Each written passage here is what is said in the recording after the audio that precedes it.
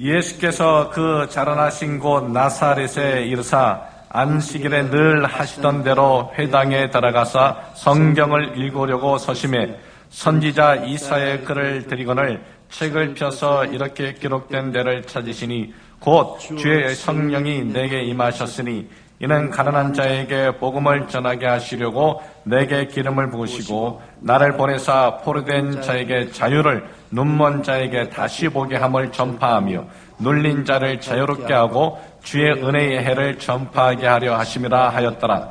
책을 덮어 그 맡은 자에게 주시고 앉으시니 회당에 있는 자들이 다 주목하여 보더라.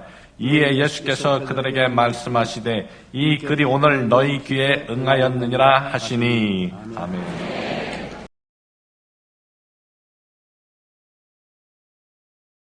오늘은 여러분과 함께 새 시대 새 삶이란 제목으로 은혜를 나누고자 합니다. 사람은 시대를 따라 삶의 방향이 달라지는 것입니다. 저는 1936년 2월 14일에 태어났습니다.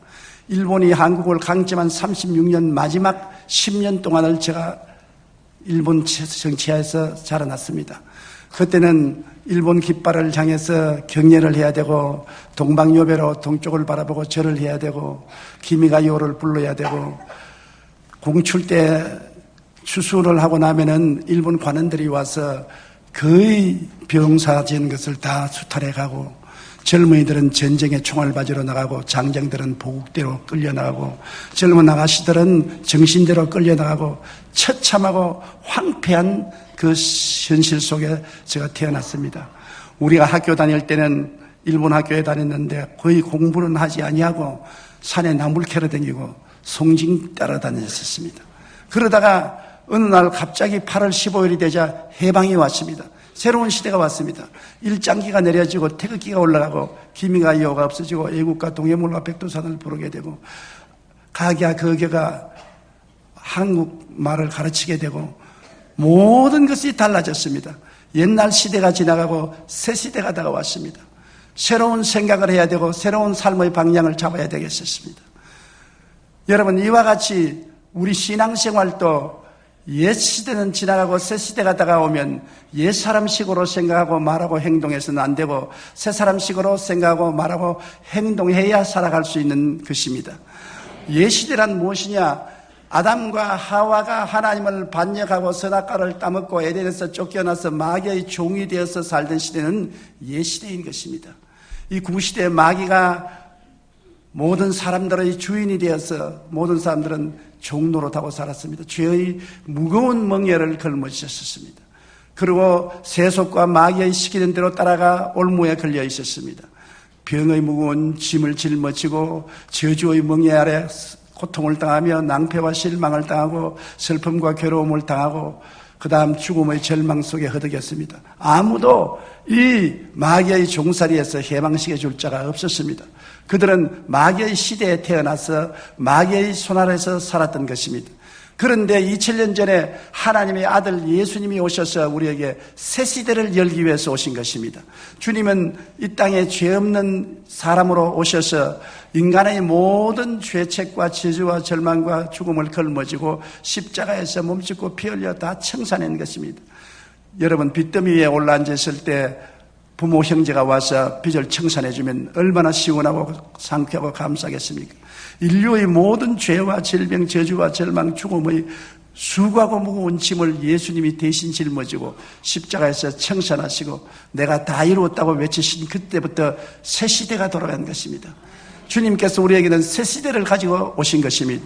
바로 예수님이 고향 땅 나사렛에 가서 회당에 모인 사람들에게 말씀하신 것이 새 시대의 도래함을 선언한 것입니다. 새 시대는 어떠한 시대며 새 시대는 어떻게 살아야 되는 것입니까? 오늘날도 수많은 사람들이 구시대 속에서 구시대식으로 생각하고 말하고 행동하며 살고 마귀의 종살이하고 있는데 새 시대가 이미 왔는데도 아직 이해하지 못하고 깨닫지 못하고 새 시대식으로 생각하고 말하고 행동하지 못하고 사는 사람들이 많습니다. 새 시대는 예수님이 십자가의 보혈을 통하여 열어놓은 시대인데 주님께서 말씀하기를 새 시대는 하나님의 성령이 오셔서 가난한 자가 없어지는 시대가 새 시대라고 말한 것입니다. 주의 성령이 내게 임하셨으니 이는 나로 하여금 가난한 자에게 복된 소식을 전하게 하시려고 내게 기름을 부으셨다는 것입니다. 왜 복된 소식을 전하려고 하느냐? 아담과 하와가 살던 에덴은 복된 동산이었습니다. 가난도 없고 전쟁도 없고 질병도 없고 죽음도 없는 극락의 세계였던 것입니다. 그러나 그들이 죄를 짓고 하나님께로 쫓겨나서 세상에 타락했을 때 마귀가 가져온 세계는 지옥이었던 것입니다. 오늘날 우리가 보는 것처럼 생지옥의 세상을 만들어 놓은 것입니다. 거기에서 가장 어려운 것이 가난인 것입니다. 먹고 입고 살기가 얼마나 곤란한지 모릅니다. 에덴 동산에 있을 때는 모든 것이 풍족했는데 이제 에덴에서 쫓겨나고 난 다음 아담과 하와는 땅을 갈아야 되고 이마에 땀을 흘려야 되었습니다. 주님 말씀하기를 너희 죄로 말미암아 땅은 저주를 받아 가시와 은거키를 내고 이마에 땀을 흘려야 먹고 살 것이라는 것입니다.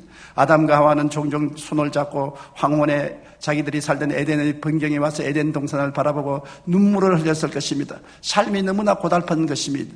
그러한 이유로 오늘날까지 이 세상에는 얼마나 가난이 횡행하고 있는지 모릅니다. 사람들은 먹고 입고 살기가 너무나 바쁩니다. 그러한 가난한 삶을 청산하고 새 시대에는 하나님의 복을 주는 시대가 도래했다는 것입니다. 하나님은 원래 복의 하나님인 것입니다. 아브라함을 갈대아 우르에서 불러낼 때 촌노요 가난한 사람이었습니다.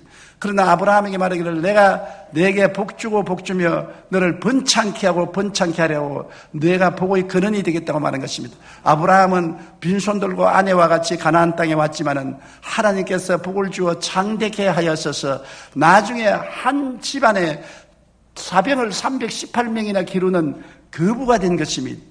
그 아들 이삭은 한 해 농사지어 100배나 추악을 거두고 마침내 장대하고 거부가 되었다고 말한 것입니다. 그의 손자 야곱은 자기의 처갓집에서 20년 동안 일하고 난 다음 빈손 들고 돌아올 지경이었지만 하나님이 복을 주어서 한때 두때 바다에 모래같이 많은 짐승을 거느린 동방에서 손꼽는 부자로서 돌아오게 된 것입니다. 아브라함의 하나님, 이삭의 하나님, 야곱의 하나님은 우리의 하나님이라고 말하는데 이 하나님은 복의 근원이 되시는 것입니다. 사탄과 저주가 우리에게 가난을 가져왔지 하나님이 우리에게 가난을 주신 것은 아닌 것입니다. 하나님은 가난한 것을 원치 않은 것입니다. 헐벗고 굶주린 것을 원치 않은 것입니다. 주의 나라와 그 의를 위해서 스스로 자원해서 가난해지거나 그리스도의 복음 때문에 핍박을 받아서 가난해지는 것은 영광스러운 것이지만은 주의 나라를 위해서 가난해지는 것도 아니고 핍박을 받아서 가난해지는 것도 아니고 아무리 생활을 해도 먹고 살기가 힘든 삶을 산다는 것은 주의 뜻이 아닌 것입니다. 주님은 가난한 자에게 복을 주시기 위해서 오신 것입니다. 그렇기 때문에 그리스도께서 십자가에서 우리의 저주를 대신 짊어진 것입니다. 갈라디아서 3장 13절에 그리스도께서 우리를 위하여 저주를 받은 바 되사 율법의 저주에서 우리를 속량하였으니 이는 그리스도 예수 안에서 아브라함의 복이 이방인에게 미치게 하려 함이라는 것입니다. 아브라함에게 복 주고 복 주며 장대케 하고 장대케 하겠다는 복을 하나님의 자녀들에게 주시겠다고 말씀하신 것입니다. 그러므로 예수 그리스도가 오신 새 시대는 가난을 없애고 하나님의 축복과 부요를 받아서 주께 영광을 돌리는 삶을 살도록 하는 것이 새 시대인 것입니다. 그렇기 때문에 우리는 새 시대는 새 시대식으로 생각해야 돼요. 저주를 쫓아내고 가난의식을 쫓아내고 성공과 부요의식으로 생각하며 축복을 말하고 축복을 기대하며 사는 그러한 생활이 되어야 되는 것입니다. 여러분은 구시대 사람이 아닙니다. 십자가 이후로는 예수님께서 우리에게 축복을 선포하고 말한 것입니다. 가난은 떠나갔습니다.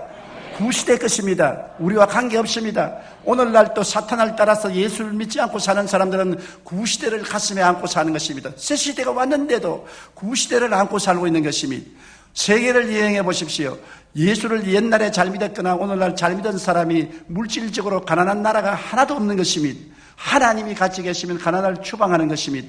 우리나라도 그래요. 우리나라 경제가 부흥한 것은 교회가 부흥할 때 따라서 경제가 부흥한 것입니다. 주님의 백성이 있는 곳에는 저주가 떠나가고 하나님의 부요가 임하는 것입니다. 그것이 새 시대의 새 생활을 시작하는 모토인 것입니다. 여러분은 새 시대 예수 그리스도 안에서 살고 새 시대에 태어난 사람들이기 때문에 새 시대 식으로 살아야 되는 것입니다. 저주는 물러가야 되는 것입니다. 가난은 물러가야 되는 것입니다. 부요의식을 가지고 사시고 풍부하고 부유한 말을 하시고 부요를 기대하고 성공과 축복을 기대하고 사는 여러분 되시기를 주의 이름으로 축원합니다. 하나님은 우리의 부요의 하나님이 되신다는 것을 알아야 되는 것입니다. 그 다음에 둘째로 주님께서는 말씀하기를 나를 보내서 포로된 자에게는 자유를 주기 위해서 왔다. 오늘날 주님이 가져온 새 시대는 자유의 시대인 것입니다. 우리가 일본 사람의 노예가 되어 있을 때는 자유가 없었습니다. 우리 마음대로 못 살아요. 농사를 지어도 다 공실로 빼앗기고, 젊은이들은 군대에 가서 총알바지가 되고, 장정들은 다 불려서 보국대에 나가서 노동을 해야 되고, 젊은 아가씨들은 정신대로 끌려가야 되고, 자유가 없어요. 아무리 반항해도 소용이 없는 것입니다. 자유가 없는 삶이란 얼마나 비참한 삶인지 모릅니다. 6.25 사변 때 공산주의자들이 쳐들어왔을 때 가는 곳마다 교회를 파괴하고 목사와 장로들을 죽이고 혹은 인질로 잡아가고 사회생활이 비참한 노예 생활을 했던 것을 기억하는 것입니다. 자유와 해방이 얼마나 그리운지 몰라요. 우리의 삶에 자유와 해방이 없으면 아무것도 우리에게 행복을 갖다 줄 수 없는 것입니다. 아담과 하와가 타락한 이후로 사람들은 마귀의 포로가 되어서 살았었습니다. 포로는 자기 마음대로 자고 깨지도 못합니다. 자기 마음대로 먹고 싶은 것 먹을 수도 없습니다. 자기 마음대로 휴식할 수도 없는 것입니다. 포로는 포로를 잡은 사람에게 끌려다니면서 시키는 대로 해야 되는 것입니다. 사람들은 마귀가 시키는 대로 하면서 살고 있는 것입니다. 여러분, 이 땅에 보십시오. 죄를 짓는 사람은 마귀에게 속하나니 마귀는 처음부터 범죄했는데 오늘날 죄를 자기가 원해서 짓습니까? 자기가 원치 않지만은 죄에 끌려다니지 않습니까? 술 취하고 방탕하고 음란하고 도박하고 살인하는 죄를 자기가 원해서 합니까? 자기도 알지 못하는 힘에 의해서 끌려가지 않습니까? 마귀의 포로가 된 것입니다. 세속과 마귀의 종이 되어 세상으로 끌려가는 것입니다. 도박하는 사람들 온치만 살림을 다 적폐를 내고 자기 아내 반지까지도 뽑아서 팔아서 도박을 합니다. 미쳤어요. 마귀에게 잡혔습니다. 포로되어서 그런 것입니다. 알코올 중독자가 하루 종일 술을 마시고 있습니다. 안 마실 수가 없어요. 포로된 것입니다. 방탕한 자가 돈만 있으면 가지고 방탕합니다. 왜? 마귀에게 포로가 되었기 때문인 것입니다. 사람이 건강하게 살고 싶어도 마음대로 되나요? 병들면 병의 포로가 되지요. 고통을 당하지요. 다 잘 살고 싶은데 가난하고 헐벗고 굶주리면 얼마나 괴로워요. 그것은 가난의 포로가 된 것이 아닙니까? 죽음의 포로된 사람들 아무리 더 살고 싶어도 더 살 수 있어요. 1초만 더 살고 싶다고 해도 마음대로 살지 못하는 것입니다. 인생들은 옛시대에 사는 사람들은 마귀의 포로가 되어서 마귀에게 부리는 대로 끌려다니는 것입니다. 그러나 새시대는 주님께서 우리를 자유케 한 것입니다. 십자가를 통하여 주님께서는 인생의 모든 불의와 죄악과 죄를 청산하시고 마귀의 정사와 권세를 밝히 벗어버려 십자가로 승리하시고 우리에게 그리스도 안에서 영혼이 잘 되고 범사가 잘 되며 강건하고 생명을 얻되 넘치게 얻는 새시대의 자유를 주신 것입니다. 오늘날 여러분은 새시대의 자유를 가진 사람인 것입니다. 죄에서 자유를 얻었습니다. 세상과 마귀에서 자유를 얻었습니다. 질병에서 자유를 얻었습니다. 저주에서 자유를 얻었습니다. 사망의 세력에서 자유를 얻었습니다. 여러분은 영혼이 잘 될 자유를 얻었습니다. 범사에 형통할 자유를 얻었습니다. 강건한 자유를 얻었습니다. 우리 마음속에 성령이 오셔서 자유의 기쁨을 만끽하게 만들어 주신 것입니다. 우리는 새 시대에 살고 있는 것입니다. 지금은 자유와 해방을 얻은 시대에 살고 있는 것입니다. 오늘날 또 일정 시야에 그 식민지 생활을 하는 그런 사고를 가지고 있는 사람이 있으면 불쌍한 사람이지요. 일정 시대는 이미 60년 전에 지나가고 마는 것입니다. 그런데도 아직 그 사고를 가지면 불쌍하지요. 지금은 대한민국 독립한 우리 대한민국 자유의 시대에 왔는 것입니다. 대한민국 국민으로서 생각하고 말하고 행동하고 살아야 될 것인 것입니다. 여러분은 예수 나라에 들어온 것입니다. 그리스도의 자유에 들어온 것입니다. 더 이상 속박을 받지 마십시오. 진리를 알지니 진리가 너희를 자유케 하리라. 이 소식을 들었으면 자유를 선포해야 되는 것입니다. 더 이상 마귀와 짝을 해서는 안 되는 것입니다. 마귀에 끌려가서도 안 되는 것입니다. 사탄아 물러가라. 나는 자유를 얻었다고 외쳐야 되는 것입니다. 여러분은 하나님께서 주권과 권세를 주셔서 원수를 쫓아내고 자유를 취할 수 있는 자격과 권세를 가지고 있는 것입니다. 포로된 자에게는 주님께서 자유를 주는 시대가 왔다고 선포하고 있는 것입니다. 여러분이 무엇에 억압되어 있는 것입니까? 무엇이 여러분 가슴을 짓누르고 있는 것입니까? 염려, 근심, 불안, 초조, 절망, 고통입니까? 악한 습관입니까? 마귀의 억압입니까? 그 모든 것에 자유를 선포했습니다. 여러분은 자유롭게 되어야 되는 것입니다. 이것을 생각하십시오. 이것을 말하십시오. 이것으로 행동하십시오. 자유 속에 사십시오. 그러면 여러분이 행복을 가지고 평안하게 살 수 있는 것입니다. 세 번째 주님께서는 말씀하기를 눈먼 자에게 다시 보게 함을 전파하러 왔다고 말하는 것입니다. 내가 보는데, 그러나 육의 눈으로 보는 것은 육신의 세계뿐이요, 영으로 보는 것은 영의 세계를 보는 것입니다. 육으로 난 것은 육이요, 성령으로 난 것은 영인 것입니다. 예수님께서 하루 제자들과 가는데 날 때부터 장님된 사람이 앉아 구걸하게 된 제자들이 보고, 주님이 이 사람이 부모의 죄 때문에 장님으로 태어났습니까? 자기 죄 때문에 장님으로 태어났습니까? 주님께서 부모의 죄도 아니고 자기 죄도 아니고 하나님의 영광을 나타내기 위한 것이라고 해서 침을 뱉어서 진흙을 이겨서 눈에 바르고 실로암에 가서 씻으라고 하니까 그가 실로암에 가서 씻으니 눈이 떠서 밝아진 것입니다. 깜깜한 세계에 살다가 눈이 밝아져서 모든 사물을 분명히 보게 될 때 얼마나 행복하겠습니까? 눈이 어두운 사람에게 장미꽃이 붉고 아름답다고 해도 붉다는 생각을 할 수가 없는 것은 본 적이 없기 때문인 것입니다. 그리고 물이 얼마나 맑고 청명하다고 해도 본 적이 없습니다. 본 적이 없으니 이해할 수 없고 깨달을 수가 없지요. 그러나 눈을 떠서 보면 설명할 필요가 없이 장미꽃이 붉고 아름답고 물은 맑고 청명한 것을 보고 즐거워할 수가 있는 것입니다. 오늘날 아담의 후예들은 영적으로 죽어버렸기 때문에 영적인 눈이 전혀 없습니다. 아무리 박사가 되고 석사가 되고 연구원이 되더라도 세상에 3차원의 세계인 물질적 세계를 연구해서 박사와 학사가 될지 모르지만 영적 세계는 눈이 없는데 못 보지요. 그러므로 세상에 박사여 학위를 가졌다고 한 사람이 하나님이 있다 없다 말하는 것은 바보 천치와 같은 것입니다. 장님이 꽃이 불다 안 불다는 것을 분별하지 못하는 것처럼 영의 세계를 전혀 모르는데 어떻게 말하는 것입니까? 오늘날 세상 사람들은 영적으로 장님인 것입니다. 영이 죽었기 때문에 안 보이는 것입니다. 어디서 와서 왜 살며 어디로 가는지 모릅니다. 영적으로 모르기 때문에 인간적으로 해석하려고 애를 써서 사람은 아메바에서 발전해서 원숭이가 사람이 되었다고 말하는 것입니다. 진화론은 영적으로 죽은 사람이 인간의 존재를 설명하려고 해서 조작해서 만들어낸 이론에 불과한 것입니다. 그러나 예수님이 와서 우리의 눈을 떼어주면 눈을 떠서 영적 세계를 깨달아 알게 되면 그런 어리석은 소리를 하지 않게 되는 것입니다. 예수님께서 우리의 죄를 대신 짊어지고 죽으심으로 사망을 철폐하시고 그리스도를 통해서 성령으로 우리를 부활시켜서 생명을 주시는 것입니다.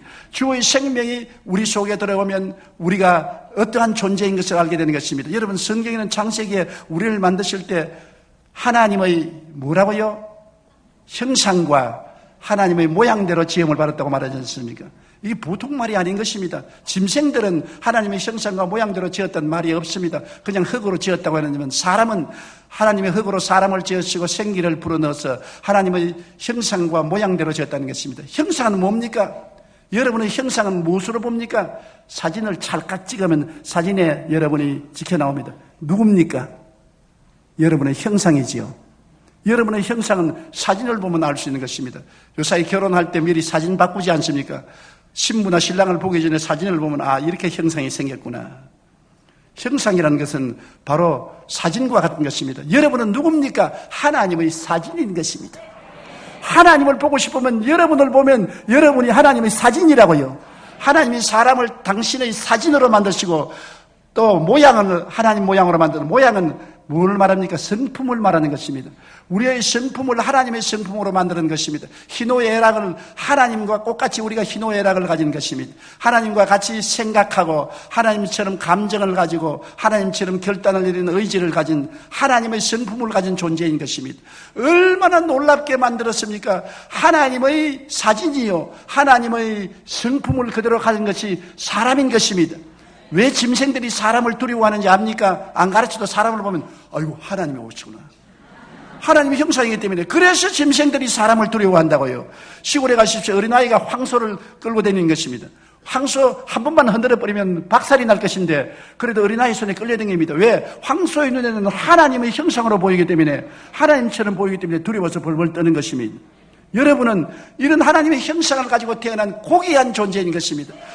짐승들은 하나님의 형상과 모양으로 지음받지 않았습니다. 천사들도 하나님의 형상과 모양대로 지음을 받지 않았었습니다. 사람은 하나님의 형상과 모양대로 지음받은 고귀한 존재가 그만 타락해서 마귀의 종이 되어 짓밟히고 비참하게 되고 말한 것입니다. 그런데 내가 누군지를 알고 내가 어디서 와서 왜 삶이 어디로 가는지를 깨달아 알 수 있는 길은 예수를 믿고 영의 눈이 번쩍 뜨이면은 나는 진화론적 이론에 의해서 아메바에서 생겨난 것이 아니라 하나님의 형상과 모양으로 지음받은 사람이구나. 내가 우리 조상을 통해서 타락했으나 예수님 보혈로 구원을 받고 하나님의 백성이 되고 나는 이 땅에 사는 동안에 하나님의 영광을 위해서 살도록 지음을 받았구나. 하나님께 존귀를 돌리기 위해서 찬양을 드리기 위해서 지음을 받았구나. 나는 결국 천국으로 가고 하나님을 모르는 사람은 지옥으로 떨어지는구나. 천국의 영광스러운 세계를 성경을 통해서 깨닫게 되는 것이니 도저히 안 믿는 사람이 아무리 읽어봐도 이해할 수 없는 성경이 눈에 들어오고 깨달아지고 알려지고 성경을 통하여 나의 새로운 인생관, 사회관, 영생관이 생겨나게 되는 것입니다. 여러분, 그러므로 눈이 밝아져야 돼요. 학교에서 아무리 교육시켜도 교육으로서 크리스찬이 되지 않습니다. 내가 어느 유명한 교수에게 예수를 믿으라고 전도하니까 목사님 내게는 전도하지 마시고 다른 사람에게 하십시오. 왜요? 나는 크리스찬 대학을 나왔는데 그리스도 대학에서 성경을 공부해서 낱낱이 다 압니다. 성경에 말한 모든 이론을 다 압니다. 그러므로 다른 사람에게 가르치십시오. 알면 뭐합니까? 예수를 믿지 아니하고 섬기지 않는데 머릿속에 지식이 우리를 구원하는 것이 아닙니다. 사람이 물과 성령으로 거듭나지 아니하면 하늘나라를 볼 수 없는 것입니다. 회개하고 예수님을 내 구주로 모셔드려야 거듭나는 것입니다. 예수님을 연구해서 배운다고 해서 크리스천이 되는 것이 아닙니다. 그리스도에게 내 인생을 내어 맡기고 내 죄를 회개하고 주님을 주님으로 모셔드리고 주님을 섬기고 따라갈 때 거듭나게 되고 어두운 눈이 밝아지는 것입니다. 어두운 눈이 밝아져야 돼요. 장님으로 인생을 살 수 없어요. 사람은 일생을 이 세상에 사는 것은 아닙니다. 사람은 살다가 이 세상을 떠나서 천국 아니면 지옥으로 가는 것입니다. 눈 감고 어딜 간지도 모르가다가 천길 만길 낭떠러지에 지옥불에 떨어지면 얼마나 비참합니까? 눈을 떠야 돼요. 눈을 떠야 돼요. 눈을 떠서 보아야 돼요. 오늘날 북한에 있는 수많은 주민들이 눈이 어두워서 나만이 헐벗고 굶주리고 거지들이 득실거린다고 그렇게 생각하고 있는 것입니다. 눈을 떠서 못 보기 때문에 그런 것입니다. 실제로 와보면 우리가 얼마나 엄청스럽게 북한보다 잘 산다는 것을 알 수 있는 것입니다. 눈을 떠서 봐야 돼요. 천국도 눈을 떠서 봐야 돼요. 예수 그리스도를 통해서 성령으로 거듭나야 비로소 눈이 뜨이는 것입니다. 예수님은 눈 띄우기 위해서 오신 것입니다. 예수님은 영적인 안과 의사인 것입니다. 눈을 뜨는 사람이 그리스도에게 오면은 그리스도가 눈을 떠서 내가 누군지를 알게 되고 어디서 와서 왜 삶이 어디로 가며 천국은 어떤 것인 것을 주께서 보여주시는 것입니다. 그러므로 눈먼 자에게 다시 보게 함을 전파하고 눌린 자를 자유케 하기 위해서 왔다고 말한 것입니다. 새 시대는 눌린 자가 없이 자유롭게 사는 시대라는 것입니다. 눌린 것은 뭡니까? 제가 초등학교 다닐 때 길거리에 가다가 돌을 옮겨 놓으면 돌 밑에 풀들이 못 자라고 노랗게 떠서 있습니다. 근데 돌을 제껴 놓으면 얼마 안 지나서 보면 파랗게 사라져 일어나는 것입니다. 눌리고 있으면 마음도 눌리고 몸도 눌리고 생활도 눌리면 길을 펴지 못해요. 눌리고 있으면 길을 펴지 못하는 것입니다. 자유롭게 해줘야 되는 것입니다. 주님은 눌린 사람을 원치 않는 것입니다. 무엇이 누르느냐? 마귀가 와서 우리를 눌러서 온갖 영적, 심적, 육체적 생활의 병을 가져오는 것입니다. 사도행전 10장 38절에 하나님이 나사렛 예수에게 성령과 권능을 기름 붓듯 하였으며 저가 두루 다니시며 착한 일을 행하시고 마귀에게 눌린 모든 자를 고치셨다고 말한 것입니다. 마귀가 우리를 눌러서 스트레스를 주어서 병들게 하는 것입니다. 오늘 의사들도 인간의 병은 60%에서 100% 스트레스 때문에 일어난다고 말한 것입니다. 스트레스는 무섭습니다. 여러분, 스트레스에 걸리면 마음이 우울해지고 절망하고 좌절하고 이것이 마음의 병뿐 아니라 육체의 병을 가져오는 것입니다. 암을 유발하고 심장병, 신장병, 관절염, 온갖 병은 스트레스에서 오는 것입니다. 오늘날 스트레스에 걸려서 고통하는 자를 놓아주기 위해서 오신 것이 예수님인 것입니다. 이 세대가 스트레스로 꽉 들어차 있는 것입니다. 엄청난 스트레스를 사람들이 받고 있는 것입니다. 더구나 요사이 기름값이 올라지고 물가가 높아지며 생활이 스트레스에 걸려서 주부들이 마음의 걱정으로 짓눌리는 것입니다. 염려와 근심, 불안과 초조, 절망이 우리를 누를 때 심적 병이 되고 육체적 병이 되고 기쁨과 즐거움과 평안과 행복이 날개치고 떠나가 버리고 마는 것입니다. 마음의 평안을 얻을 수 있는 길은 예수에게 들어오면 주님께서는 오늘날 우리에게 눌린 자를 자유케 하는 시대에 살게 만들어주는 것입니다. 우리 예수 믿는 사람은 스트레스에서 해방되는 시대에 살고 있는 것입니다. 눌린 자를 자유케 하는 시대에 여러분 태어나서 살고 있는 것입니다. 여러분은 자유인인 것입니다. 스트레스에 걸릴 필요가 없는 것입니다. 마음의 즐거움은 양약이라도 마음의 근심은 뼈로 마르게 한다. 마음의 즐거움과 기쁨이 있으면 보약을 먹는 것 같습니다. 여러분 속에 약공장이 가동해서 인류 보약이 다 생겨나서 건강하게 되지요. 요사이 무슨 보양식품을 안 먹어도 마음의 즐거움만 있으면 모든 병이 다 낫습니다.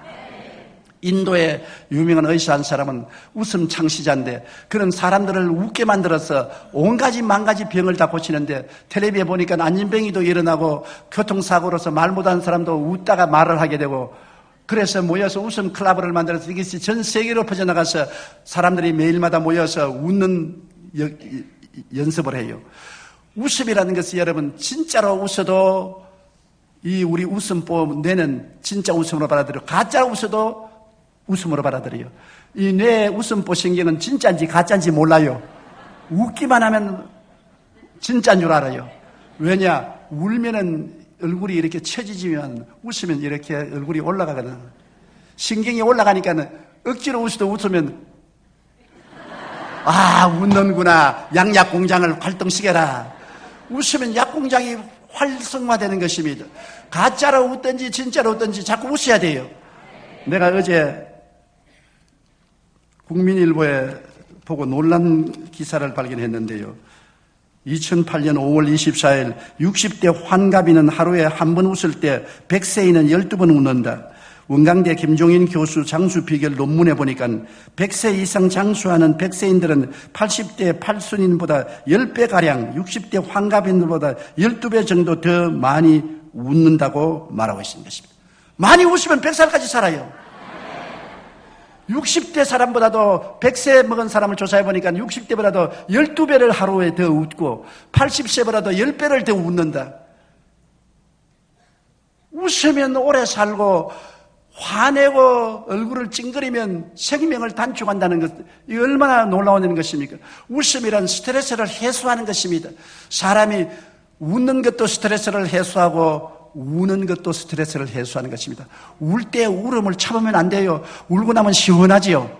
우는 것도 스트레스를 해소하고 웃는 것도 스트레스를 해소하는데 우는 것보다는 웃는 것이 좀 더 좋습니다. 왜? 듣는 사람들이 기분이 좋으니까. 그러므로 여러분 웃어야 돼요. 한번 웃어볼까요? 하나, 둘, 셋.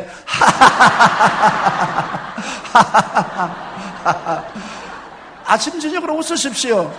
여러분 거울을 대보고 잘났으니까 좋아서 웃고 못났으니까 불쌍해서 웃고 기분이 좋아하면 좋아서 웃고 찡그리면 모양새가 우스워서 웃고 하루 종일 자꾸 웃으면 여러분 오래오래 장수하고 살게 되는 것입니다. 예수님은 우리에게 눌린 자를 자유케 하기 위해서 왔기 때문에 염려, 근심, 불안, 초조, 절망도 없애버려야 되는 것입니다. 이 논문에 보니까 100세인들의 근심, 걱정은 팔순인과 비교할 때 6분의 1, 환갑인에 비해서 12분의 1 정도밖에 안 된다. 100세 이상 장수하는 노인은 그만큼 근심, 걱정이 적고 스트레스도 없다는 것입니다. 그러므로 근심, 걱정하지 말라는 것입니다. 주님께서는 뭐라고 말씀하셨습니까? 수고하고 무거운 짐진 자들은 다 내게로 오라. 내가 너희를 쉬게 하리라. 인생을 쉽고 가볍게 살아라. 주님을 의지하면 주님께서 무거운 염려, 근심, 불안, 초조, 절망의 돌을 옮겨버리고 마는 것입니다.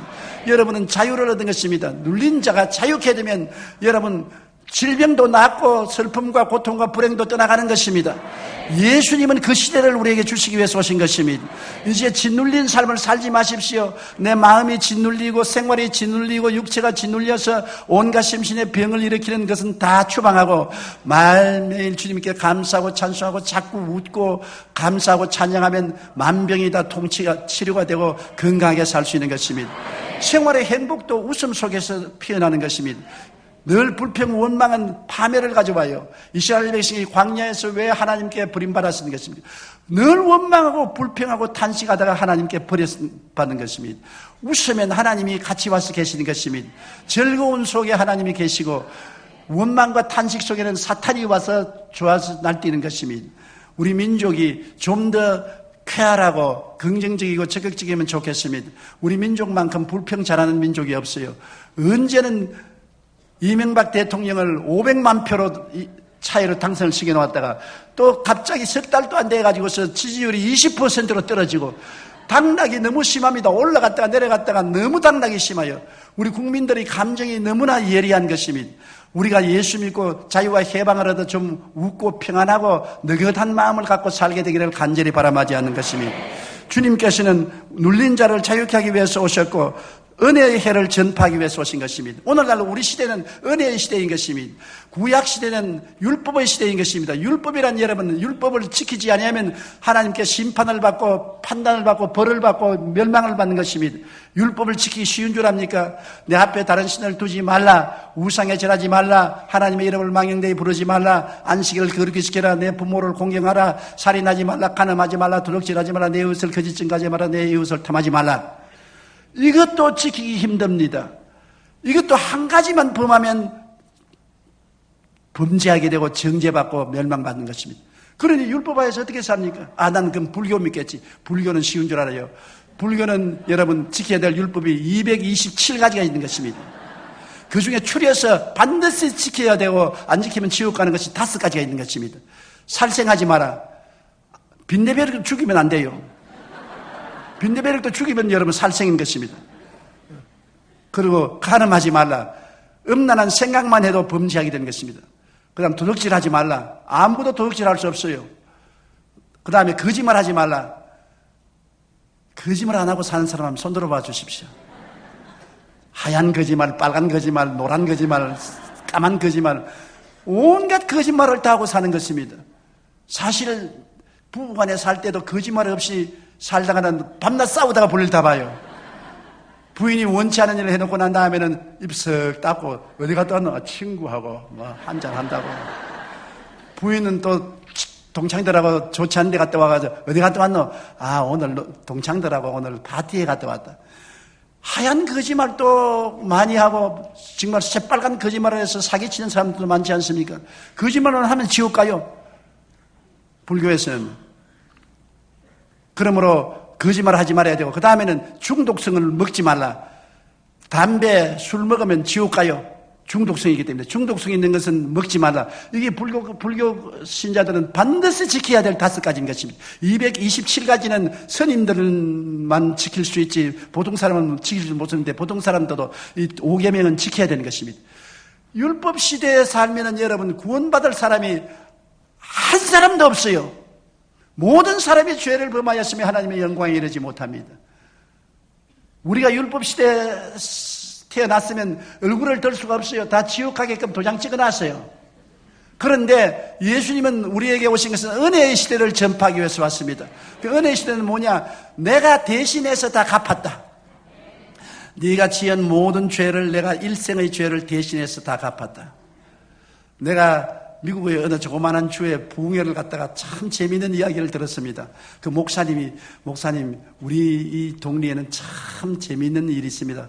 이에서 제일 큰 부잣집 며느리가 도둑왕입니다.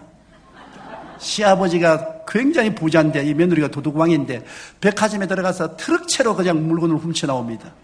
그래도 안 잡힙니다. 다른 좀도둑은 조그마한 양말 하나 훔치도 잡히는데 이 부인은 백화점에 가서 중요한 것을 막 들고 나와도 안 잡힙니다. 그런데 내가 그런 일이 어디 있냐고. 법이 그렇게 형평성이 없으면 어떤 얘기냐. 그 이유가 뭐냐면 며느리를 보고 보니까는 도둑하는 성격이 있어. 그러니 도둑하는 성격이 있다고 해서 당장 쫓아낼 수도 없고 시아버지가 고민을 하다가 백화점에 가서 백화점 주인들에게 시내에 가서 말을 했어요. 우리 며느리가 훔치는 것은 내가 사는 것이기 때문에 전부 다 청구서를 내게로 내라. 우리 며느리가 무엇을 가져가든지 다 내가 다 청산해 줄 테니까 며느리가 가져가는 것은 고발하지 마라. 각 백화점 주인들은 며느리가 오기를 웰컴, 어서 오십시오. 그래서 가져가도 눈 다 감고 얼마든지 가져가십시오. 왜냐? 시아버지가 다 청산해 주니까요. 그러니까 분명히 범죄했는데도 시아버지가 청산함으로 범죄 안 한 사람처럼 취급했다는 말입니다. 그러니까 이 며느리는 간이 커져가지고서 자랑하기를 어떻게 시시하게 물건을 훔치다가 잡히느냐. 나처럼 간 크게 물건을 훔쳐도 안 잡히는데 지는 자기가 잘난 줄 알았는데 시아버지 덕분에 감옥에 안 들어간 걸 모르고. 이건 한 예에 불과하지만은 우리가 죄를 짓고 불의하고 추악하고 버림을 받아야 마땅하지 않습니까? 죄 없는 사람 보았어요? 인간은 모든 다 죄가 산더미같이 많은 것입니다. 그 죄를 예수님이 다 청산해버린 것입니다. 예수님이 십자가에서 그 모진 고통 당하시면서 우리의 죄값을 다 갚아서 예수님이 다 이루었다는 헬라어로 테텔레스타인데 그 원어 그대로 번역하면 내가 다 청산했다는 말인 것입니다. 여러분의 죄가 청산되었어요. 조용기 죄가 청산되었어요. 고경환 죄가 청산되었어요. 청산해버렸습니다. 하루 이틀의 죄가 아니라 태어나서 죽을 때까지 죄를 다 청산해버린 것입니다. 세상에 이런 은혜가 어디 있는 것입니까? 은혜롭지요? 그러므로 이 은혜에 우리는 감사해서 주님 영광 위해서 사는 것입니다. 성령을 받아서 이제 성령의 도움으로 주님의 은혜에 감사해서 주님 영광을 위해서 사는 생활이 우리 크리스찬 생활인 것입니다. 은혜의 해를 전파하기 위해서 왔은 것입니다. 우리는 은혜의 시대에 태어나서 예수를 믿음으로 말미암아 그 은혜 덕분으로 구원을 받아 천국 가게 된 것입니다. 오늘날 자기 죄로 지옥 가는 사람 없습니다. 안 믿고 있기 때문에 지옥 가는 것입니다. 자기 여유로운 행위로 천당하는 사람은 없습니다. 예수 믿어서 천당합니다. 그 은혜를 인하여 믿음으로 말미암아 구원을 얻었나니 이것이 우리에게서 난 것이 아니요 하나님의 선물이라 행위에서 난 것이 아니니 누구든지 자랑치 못하게 하려니라. 오늘 자랑할 사람은 없습니다. 예수님의 은혜 때문에 우리는 축복을 받아서 예수를 믿음으로 살고 성령으로 말미암아 거듭나서 자꾸 변화되고 그리스도를 닮아가는 삶을 사는 것입니다. 율법의 시대에 태어나지 않았습니다. 율법에서 해방과 자유를 얻고 은혜 시대에 태어나서 성령으로 말미암아 변화받으면서 사는 것입니다. 오늘날은 그리스도의 형상을 닮아서 변화되며 살아야 되는 것입니다. 오늘날 예수께서 오신 것은 여러분에게 새로운 시대를 선포하기 위해서 오신 것입니다. 새로운 삶을 선포하기 위해서 온 것입니다. 마음이 바꾸어져야 되는 것입니다. 생각이 바꾸어져야 되는 것입니다. 말이 바꾸어져야 되는 것입니다. 믿음이 바꾸어져야 되는 것입니다. 시대가 달라지는데 왜 여러분이 안 달라지는 것입니까? 삶이 달라지는데 왜 안 달라지면 어떻게 하겠습니까? 예수 그리스도로 말미암아 오늘날 가난에서 해방되고 포로에서 자유를 얻고 눈먼 자에서 보게 되고 눌린 자에서 자유를 얻고 은혜의 시대에 은혜를 받아서 영혼이 잘되고 범사에 잘되며 강건하고 생명을 얻되 넘치게 얻어 그리스도를 향해서 매일같이 그리스도의 영광을 위해서 사는 여러분이 되어야만 되는 것입니다. 이렇게 할 때 하나님께서 영광을 받으시고 예수 그리스도의 십자가의 보혈의 공로가 효과를 발생하는 것입니다. 우연히 예수님이 십자가에 고난당한 것이 아닙니다. 이 엄청난 축복을 우리에게 주시기 위해서 십자가 고난당했으므로 그리스도를 중심으로 모시고 그리스도를 사랑하고 경배하며 따라가는 여러분 되시기를 주님 이름으로 축원합니다. 우리 고개 숙여 기도드리겠습니다. 사랑이 많으신 우리 하나님 아버지요, 주님께서 우리에게 은혜의 시대를 주시기 위해서 이 땅에 오셔서 엄청난 고통을 감내하시고 몸짓고 피 흘려서 값주고 새로운 시대를 주시고 새로운 삶을 주신 것을 감사합니다. 우리는 새로운 시대에 태어나서 새로운 삶을 선물로 받았으므로 새로운 삶을 사는 우리들이 되게 도와주시옵시고 구시대에 살지 말고 구태연한 삶을 살지 말게 도와주시옵소서. 이전 것은 지나갔으니 보라 새 것이 되었다고 했으므로 새 것으로 사는 우리들이 되게 도와주시옵소서. 성령이여 바람같이 불같이 생수같이 임하여 역사하여 주시옵시고 모든 사람이 그리스도 안에서 새 마음을 얻고 새 말을 하고 새 생활을 하고 새로운 축복을 받게 도와주시옵소서. 예수님 이름으로 기도드리옵나이다. 아멘.